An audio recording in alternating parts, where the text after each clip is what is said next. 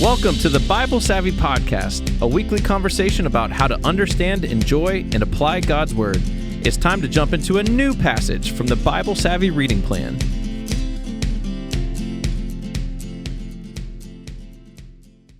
Hey everybody, I'm here with Courtney and David again. And David, you've got a question for us to get started. I do, and I have a little bit of a setup for why we're doing this question. Yesterday, my son was with my wife at Epic, and so it was just me and my daughter at home, and she's 5, and I asked her, I said, Brooke, am I the funniest person you know? And she looked me dead in the face and said, no, Pastor Courtney's son is the funniest person I know. And I was so shocked. And she's like, I always know what you're going to say. But Jed, he's just so funny. And so, wow. Yeah, funny. Yeah. So anyway, so going in, I thought our banter question would be, what's your go-to dad joke? Because apparently I need to bring some new humor to the house. My daughter is downplaying my sense of humor. So, well, I mean, the irony of this is that I'm the only mom at the table. Yeah. So but your son is the funniest. But your son is the funniest person that my daughter knows. Now, so I actually posed this to my family. I sent a text because David prepped us a little bit on this.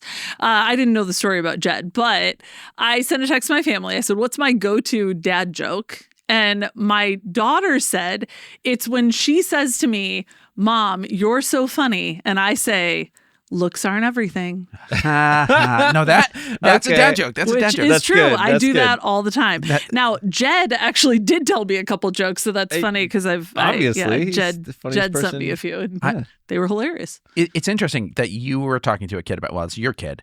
But when I had a group in Epic last year, I would ask kids, what's a mom joke? And hear what their response was, because it's very interesting to hear what a kid says when they're like, what's a mom joke? And they're like, well, it's one that's like that, whatever.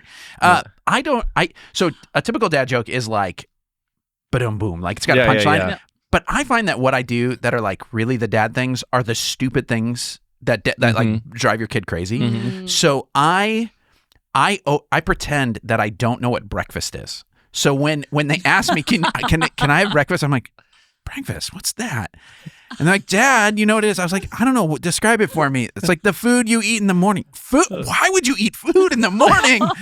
What? Like what kind of food? And they're like, like pancakes or syrup. Like you would eat what in the morning? Yeah. And so I do that sort of thing. That's or good. I say, they're like, are you joking? And I'm like, I never joke. I'm a serious dad. Everything I say, I mean.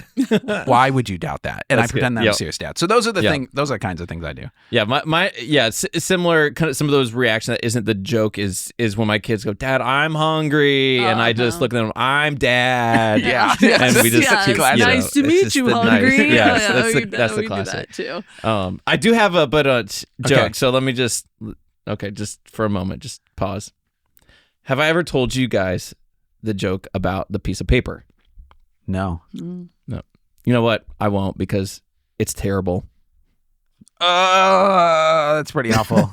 That's bad. That's really bad. That's bad. That's bad. No. Oh my gosh. Well, I should probably move along. Shortest banter ever. Yeah, Go. There we go. All right, we are in the book of Numbers. We're going to be in Numbers 22 and 23. We're going to skip a section because it's a long story. We want to get kind of the beginning and the end, but we'll summarize the middle here. So we're going to start in chapter 22. And when we're talking about context here, let me point you to a couple of different things. One is to, of course, the Bible Project video about the book of Numbers. But then also, I did an interview with Dr. Morales. He came in for our Leviticus interview, and then he came back for Numbers because he just wrote a commentary on that. So go check that one out. He does a good overview of kind of the themes and what's going on here and talks a little bit about this passage. But then I also recommend, not necessarily specific context for this, but I just want to push people to this. I did an interview with Dr. Carmen Imes again, brought her back in after she did Exodus, specifically to ask questions about women in the Pentateuch, because there are a lot of things that as we've been reading along, people have asked questions and said, you know what? It feels like women get mistreated, that it's unjust. There are things that are very confusing about laws related to women and all sorts of things that leave you kind of scratching your head and maybe pretty troubled. And so I knew that this was something she knew a lot about. And so I asked her a billion questions about it. So I would encourage encourage you to go check that out now that we're back to reading the Pentateuch. But let me give you just a little bit of context for this specific passage. The people of Israel have been wandering in the wilderness for 40 years. Okay, so this is the story of Numbers is basically they're at Mount Sinai, they've got the law, they've got the tabernacle, they're on their way to the promised land, and the whole way along, they grumble, they complain, and when they finally get there, they refuse to go in. So they are stuck in the desert. God says, look, if you don't want to come in, I'm not going to make you come in. So I'll let this generation that refused to come in die out. And when your kids are grown, then you can come in. So we are kind of getting towards the end of that, right? So this is sort of like you, and the whole time, even after they're rejected from going into the promised land, they grumble and complain and rebel against God and against Moses and all sorts of stuff again and again. And then they're on the verge of going into the land. They're finally getting back to the border. And they are passing through the territory of a number of different other people groups. And at different points, they say, hey, can we just pass through? We're going over here. And sometimes they let them, but other times they fight back. And so they end up winning some battles against some of the groups that, God defends them. They win the battles. And they actually take territory from these kind of other local groups that were not originally part of the plan, but they fought back. And in fighting back, they won the territory. So, other groups are looking at that and saying, oh, that's scary. This new people in town are coming through. Their God seems to fight for them, and we cannot let them get a foothold here. And so we're going to get to a place where the perspective kind of shifts from the people of Israel to their enemies who are scared that they are coming into their territory. And so we're going to get it's almost like in a movie, okay, this is for other people. The movie Dune, there's a whole section where it cuts from the main characters to the planet where all the bad guys are, and you spend like half an hour with just the bad guys. This is a little bit like that. This section is kind of the cutaway to some baddies here. So we're going to read about this starting in verse 1, going through verse, what did we say, 20, and then picking it up in 23 again. Okay? Yes. All right. It jumps a little bit. Then the Israelites traveled to the plains of Moab and camped along the Jordan across from Jericho. Now Balak, son of Zippor, saw all that Israel had done to the Amorites, and Moab was terrified because there were so many people. Indeed, Moab was filled with dread because of the Israelites. The Moabites said to the elders of Midian, "This horde is going to lick up everything around us, as an ox licks up the grass of the field." So Balak, son of Zippor, who was king of Moab at the time, sent messengers to summon Balaam, son of Beor, who was at Pethor near the Euphrates River in his native land. Balak said, "A people has come out of Egypt. They cover the face of the land and have settled next to me. Now come and put a curse on these people, because they are too powerful for me. Perhaps then I will be able to defeat them and drive them out of the land. For I know that whoever you bless is blessed, and whoever you curse is cursed." The elders of Moab and Midian left, taking with them the fee for divination. When they came to Balaam, they told him what Balak had said. "Spend the night here," Balaam said to them, "and I will report back to you with the answer the Lord gives me." So the Moabite officials stayed with him. God came to Balaam and said, "Who are these men with you?" Balaam said to God, "Balak, son of Zippor, king of Moab, sent me this message. A people that has come out of Egypt covers the face of the land. Now come and put a curse on them for me. Perhaps then I will be able to fight them and drive them away." But God said to Balaam, "Do not go with them. You must not put a curse on those people, because they are blessed." The next morning, Balaam got up and said to Balak's officials, "Go back to your own country, for the Lord has refused to let me go with you." So the Moabite officials returned to Balak and said, "Balaam refused to come with us." Then Balak sent other officials, more numerous and more distinguished than the first. They came to Balaam and said, "This is what Balak, son of Zippor, says. Do not let anything keep you from coming to me, because I will reward you handsomely and do whatever you say. Come and put a curse on these people for me." But Balaam answered them, "Even if Balak gave me all the silver and gold in his palace, I could not do anything great or small to go beyond the command of the Lord my God.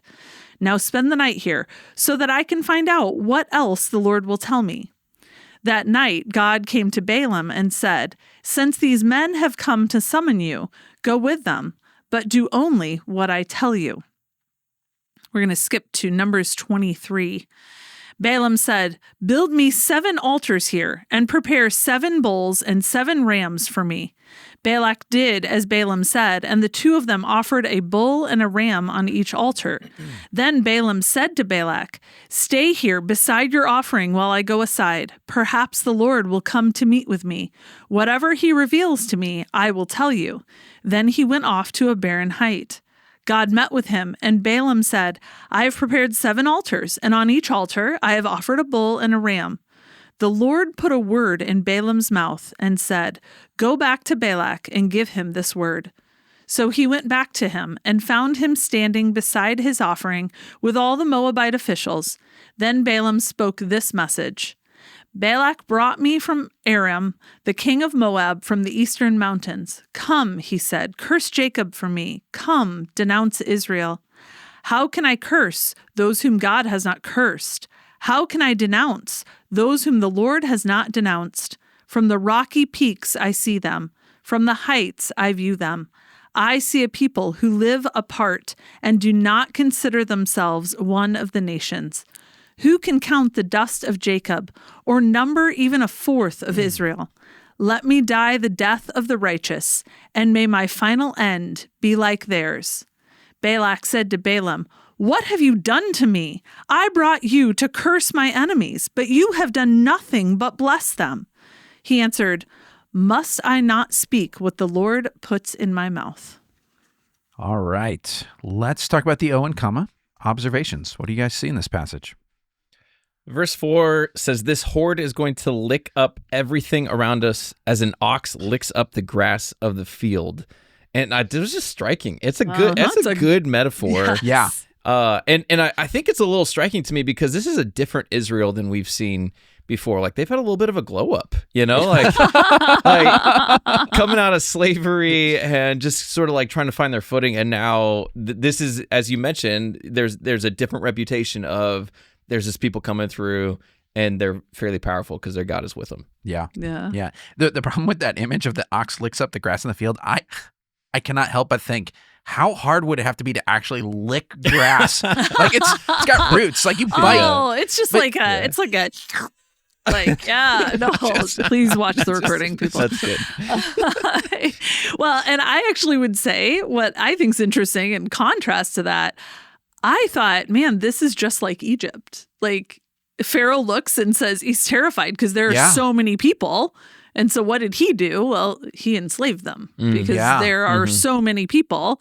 And it says Moab was filled with dread because of the Israelites. And I was like, man, I remember this story. Yeah. We're doing it again.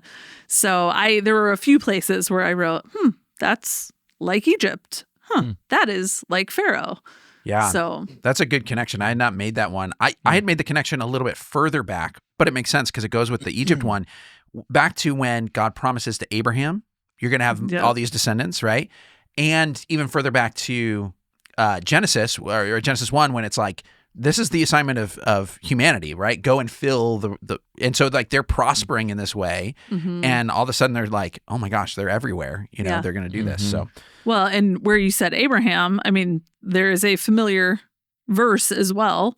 In verse 6b, basically, "For I know that whoever you bless is blessed and whoever you curse is cursed." Well, Genesis 12:3, like that was the promise. That was the promise. Yeah. So that was interesting to me that he would repeat those words. And that Pharaoh, and even just right before that, "Now come and put a curse on these people because they are too powerful for me." Again, that was a like Pharaoh line for me. Just I just had a question of, do we see this happen anywhere else where a king asks someone to bring a curse? Like, it just feels kind of random to me, but like I can't. I was trying to think of any other example where this would happen, or if this was just his idea of like, I'm desperate. I know this guy seems to be a prophet or has some connection with God. Maybe he can bring in some. Well, and maybe when you go into this, maybe go into who he is, because you say a connection with God. My impression was a connection with gods. Like he has more of a he seems like kind of a So I'm okay. The first question of like, are there other places where this happens? I think there's definitely places in the ancient world where people are being cursed, like all over the place. Like that's a well-known thing. I'm trying to think of stories in the Old Testament where this is happening. I'm going blank at the moment, but there probably are some. But this is a pretty dramatic version of it. You know what I mean? But in terms of Balaam, yeah, he's like a prophet for hire kind of thing. We've got an inscription from, I don't know, the 8th or 9th century or whatever that refers to him, where it's like, it sounds very much like this Balaam, a seer of whatever. But I'm pretty sure it connects him with a different god. So they're. One of the things that's hard for us is we think you kind of pick a side, right? Like you're either this religion or that religion. That's kind of like the modern version of how to do that. In the ancient world, they didn't quite like separate it out that way. It was sort of like, look, we believe there's a supernatural world. We believe there are gods that are involved in all sorts of things. And you kind of just like ally yourself to whatever selection of gods makes the most sense. Like, this is the god for our territory, or these are the gods I think are most powerful, or these are the gods that, cover the things I really care about, for crops or whatever. In this case, it seems like he's saying, look, I'm into the Lord, but there might be an implication there that I'm also into other things, right? I'm into the Lord. And the truth is, if you actually look at kind of the archaeological record, even the Israelites were like, yeah, I'm into the Lord. It's not like they weren't into him. They didn't reject him. They just put him alongside of other things, which is what gets them in trouble all the way along. Yeah. So it seems like he's somehow in touch with God. Yeah. But he's probably got some other people that he thinks are on his side too. That's so crazy. Yeah, it's weird. Yeah, I think it's interesting that God always talks to Balaam. It seems like it's like always at night. It's like, hey, hold on, finger hold. I'm gonna go talk to God. You stay here for the night. And then I'll get back to you. Yeah, next morning. Like, yeah. So like that was just interesting to me. Like, streams, right? Hey, this is just what I do. This is how I do it.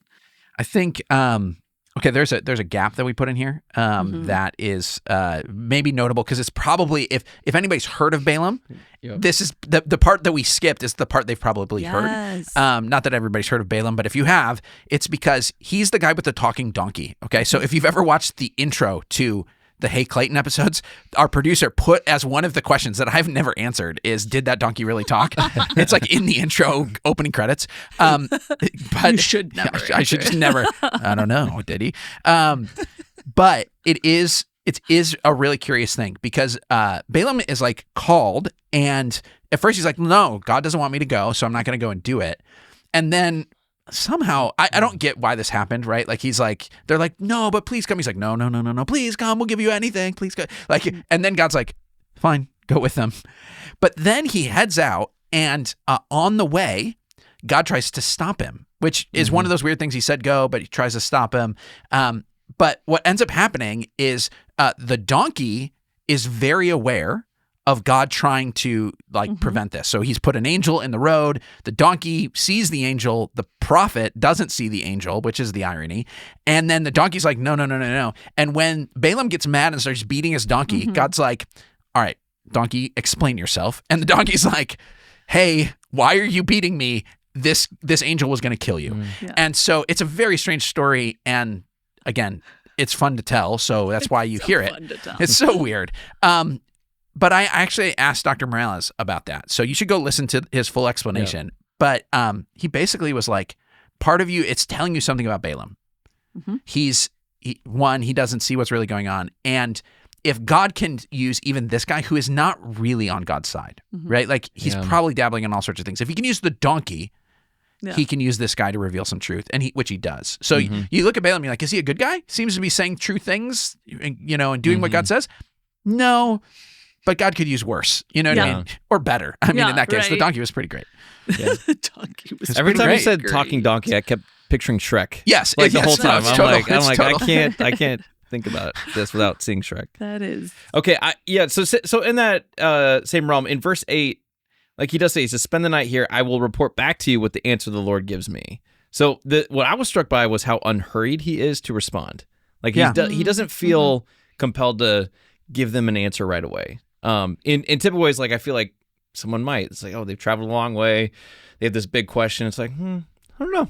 Like, Yeah. get back to me tomorrow. Like, Yeah. like I'm just gonna go sit and you can sit here. And then he still says, God said no. Yeah. And sends him away. And he does this a second time. He does this 2 times. So I guess his just unhurried nature, Yeah. unpressured nature, even if he's not a devout follower of God, like just was very confident. Like, God said no. No, God said no. I Yeah. can't do it. Yeah, he does seem to keep drawing that line, Mhm. right? Well, if God said no. God Yeah. said no.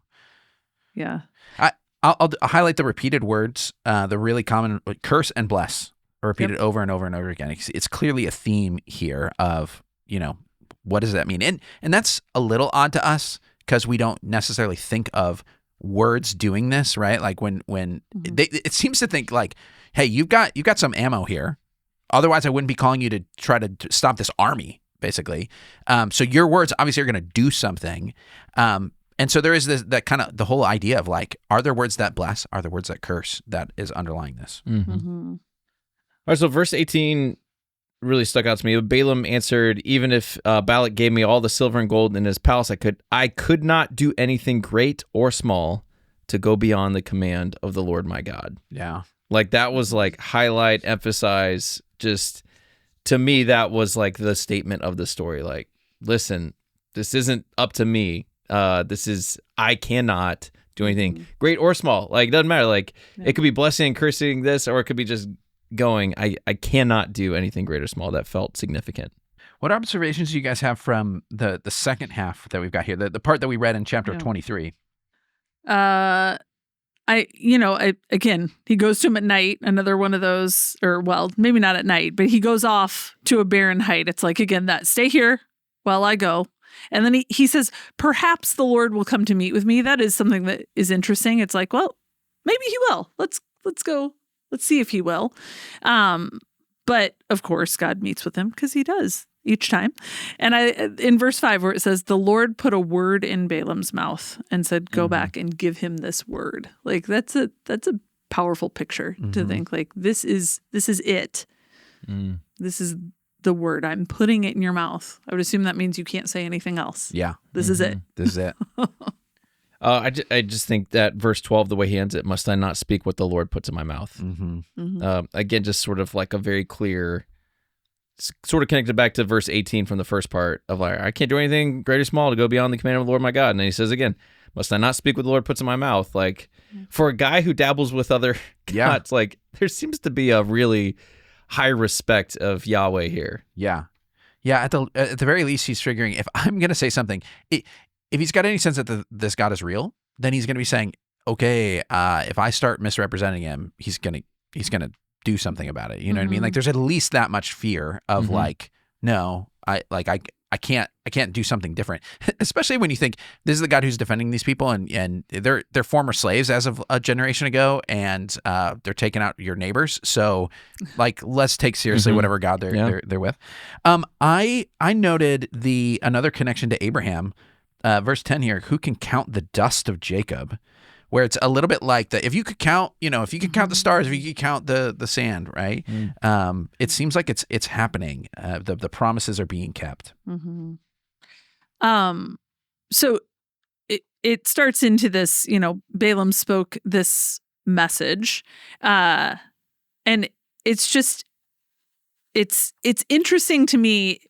Balaam speaks it. It's this word that is put into his mouth, and it comes out. Is it really from him, though? There's a lot of first person language in there, too. Like, how can I curse those whom God has not cursed? How can I denounce those whom the Lord has not denounced? I see a people who live apart. Let me die the death of the righteous. May my final end be like theirs. If this is put into his mouth by the Lord, does he really mean it? Oh, like, is it from him? Well, he sure seems constrained. Like he's going to have to. Yeah. You know what I mean? Like, whatever his personal opinion is. Yes. He's like, look, I'm not here saying that. Yeah. But I'm going to tell you what somebody else thinks God, namely, is going to think, right? Yes, but God put the word in his mouth as a first person. Oh, yeah. Well, that is the weird thing. It's not like, and God said, and then it, yeah. Yeah, there are times when prophets speak and they're talking about, they're referring to themselves, they're not saying I as in God. Yes. So yes. Yeah. What I find interesting is that when he says, okay, now here's what I do have to tell you. Instead of cursing them, like, it's not just like, I refuse to curse them. He turns around and actually blesses them. So like, if you keep reading, like Balaam, even if you just look at the headings, like if you like don't get into the weeds of things, the headings in most Bibles say like Balaam's second, third, fourth, and you see there are 7 times where Balaam blesses the people. So you like picture Balaam standing up there, like I don't know if we read the verse, but they're like standing on this overlooking, thing. They see the camp of Israel, and it's like every time he's like, I'm going to curse you, blessing. There it goes. Yeah. And so the perfect number of times. The perfect number of times. 7 times complete. Yeah. And so if you've been reading the story and you see, all right, Israel really doesn't seem to deserve any blessing. Right? Like Numbers is not the book where you're like, let's make a case that these people have really earned it. Not that, like we know technically you don't earn blessings, but like if you were going to, like, there are better candidates than this, right? Like they rebel again and again and grumble again and again and again. And at the end of the journey, they're finally there. God's like, you know what I'm going to do? Bless, right? Like it's like complete and total blessing that they don't deserve, right? It's pretty incredible to see that God says, I'm going to stick with my people. And as much as they rebel against me, I'm going to be patient. And then even from unexpected places, I'm going to bless them. I think it's a pretty cool thing. Yeah. All right, let's go on to one of the M's in comma. Let's talk about message here. What would your message be? Well, my message, I feel like this could almost sound like a dad joke going back to the question today. Because my message was, you can't mess with what God has blessed. There we go. That's pretty corny. I mean, that's pretty corny. It's a little corny. It's good. But that was my message. Yeah, I decided to just quote 22:18, where he says, "I could not do anything great or small to go beyond the command of the Lord my God." I felt like that line summarized what the message is. It's like, listen, there are limits, and this is God puts the limits, and I have to follow them. Yeah. My message is very similar to Courtney's. Less corny, less clever. But I said, God will not allow the enemy to curse the people that he has blessed, and it's more than just like, you can't mess, but like he won't let them mess. So let's go into the other M and comma, meditation. I'm going to grab chapter 23, verse 8 here, and let's spend about 45 seconds prayerfully pondering this. How can I curse those whom God has not cursed? How can I denounce those whom the Lord has not denounced?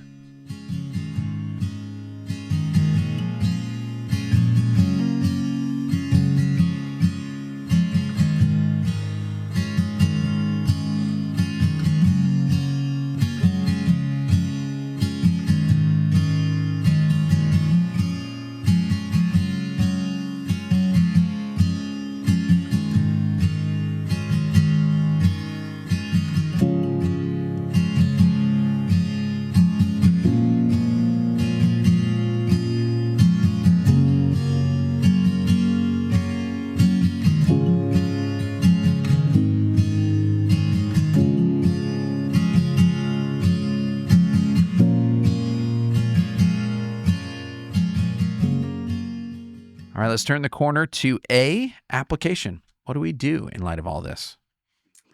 Well, my message was, you can't mess with what God has blessed. You can put that on a pillow or a wall plaque. You could, yeah. That's the rule, right? And you put it on a plaque. Right? Catch me in the bookstore. Yeah, sell it at Hobby Lobby. You're good. Yeah, at Hobby Lobby. There you go. So I started thinking, how does that change how I live? And I think sometimes for an application, that's one of the best ways for me to consider an application. When I teach the kids, a lot of times I'll say, if this is your message, add on, so I will. But as I was thinking about it, I thought, how does that change how I live? And in what specific ways? And so I was just writing down thoughts, and I wrote, lead with confidence in God's plan. Balak led from a place of fear, and he tried to control. That hasn't worked before, and it's not going to work again. We've seen that happen throughout, as we saw Pharaoh and Egypt and all of those things. It's like these repeated themes that happen. It didn't work last time. It's not going to work again. And he's trying to be like God in his power using his prosperity. Like it felt like everything he did was trying to control and trying to use the prosperity and the position that he had to be like God. And so for me, that was, how do I change the way I live? It's like, just lead with confidence in God's plan. Know that if God has blessed it, like there is a plan in it. It might include a talking donkey. It might include some crazy, this guy who's, can only speak blessings that, God could use worse and God could use better. But to remember that and to lead and live with confidence in that plan, to know that you can't mess with what God has blessed. All right. It's good. So my message was from verse 18. I could not do anything great or small to go beyond the command of the Lord my God. So my application is sort of like threefold. It's be counterculturally patient, listen for the voice of the Holy Spirit, and respond obediently.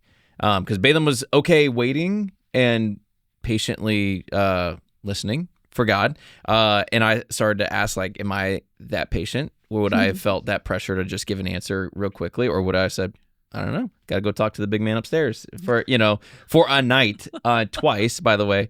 So I started thinking about how many times I move forward with something before stopping and be like, this is a big decision. And I'm not going to give you a response because I need to talk to God about it. Accepting invitations, accepting things. So I have to be diligent in creating spaces where I can listen for the voice of the Holy Spirit. I got to be in God's word because God has revealed his word to us already. So I need to be in the word, but I also need to be in prayer, listening and being patient so that I can be as obedient in those moments where God has called me to be. Yeah. So my message is God will not allow the enemy to curse the people he has blessed, or you can't mess with whom God has blessed. With what God has blessed. So better version, but in a similar application, there's a confidence. But I would apply it specifically to the season that we're in right now, even just as a church. So this is a time of transition for the church. Lots of different things are moving around. You and I are both taking different roles. We were doing stuff as a church. Jim's got things going on. There's a lot happening where I don't know about any of you, but I've experienced spiritual warfare in this time where you're like, there are things that will discourage you. There are things that will, get in your head. There are things that go wrong, or things where you feel like, man, this is the enemy trying to do this. And there's a certain amount of confidence that says, no, wait. In this battle, the church, the people who are in Christ, God has said, I am blessing them. And he will not allow the enemy to curse those he has blessed. And so there is a certain amount of confidence and authority and lack of fear that can go into that, to say, no, we can move forward. And the devil may attack, but God won't allow it to stop what he's doing. And when we push back against it, we win. And so there's a certain amount of, okay, walk forward in confidence. I think that's what this story is told, right? This story was not told to pagans who wanted to bless or to curse Israel. It's not like, well, here's the warning, guys, it's not going to work. It's like, no. This story was told to Israel to say, when you are walking forward, in years to come, you need to remember that even here, when your enemies conspired against you, I would not let them curse you because I've chosen to bless you. And so I think we need to walk in that same way now. Thanks for hanging out with us. Join us again next Monday for a new episode where we'll be looking at another passage from the Bible Savvy reading schedule. And in the meantime, if you're not following along with the reading plan, check out BibleSavvy.com. Also, you can subscribe and leave a review on whatever platform you're listening or watching on. You can find us on YouTube or wherever you listen to podcasts. Email us your questions or suggestions at podcast@BibleSavvy.com. Lastly, tell your friends, and we'll talk to you next week.